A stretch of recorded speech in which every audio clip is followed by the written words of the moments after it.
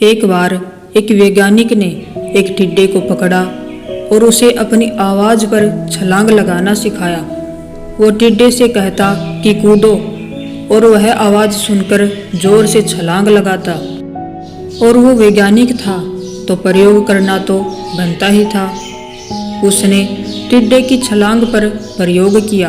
वैज्ञानिक ने उसकी एक टांग तोड़ दी और फिर बोला, कूदो।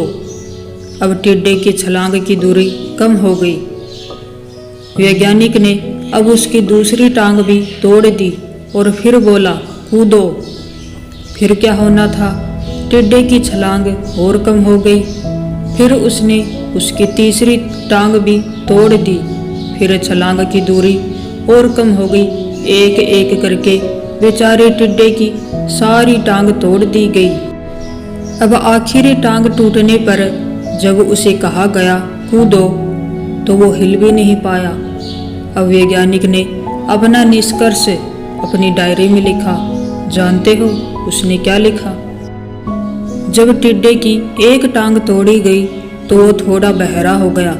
जब उसकी दूसरी टांग तोड़ी गई तब वो और भी बहरा हो गया। हर टांग टूटने के साथ वो और बहरा होता गया और सारी टांग टूटने के बाद वह पूरी तरह बहरा हो गया। जोर जोर से चिल्लाने का भी उसके ऊपर कोई असर ना हुआ, तो वो अपनी जगह से हिला तक नहीं। छलांग लगाना तो दूर की बात थी। इस कहानी को पढ़कर आप सभी को ऐसा ही लग रहा ना कि क्या मूर्ख वैज्ञानिक था, कि कितनी सीधी सी बात इसको समझ में ही नहीं आई। आप में से कुछ लोग ये भी सोच रहे होंगे कि ये तो एक छोटे से बच्चे को भी पता है कि टिड्डे की छलांग उसकी टांग टूटने की वजह से कम होती जा रही थी, ना कि वह बहरा हो गया था।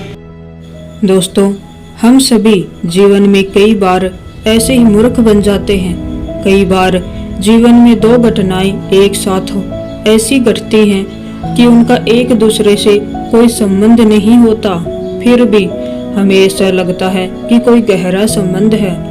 कभी कभी दिखता कुछ और है, हमें समझ में कुछ और आता है और वास्तव में होता कुछ और है। इसलिए अगर आपको पछताना नहीं है तो अपनी लाइफ में जल्दबाजी में कोई भी फैसला ना लें। हमेशा समझ के सूझबूझ का इस्तेमाल करें, सावधानी बरतें।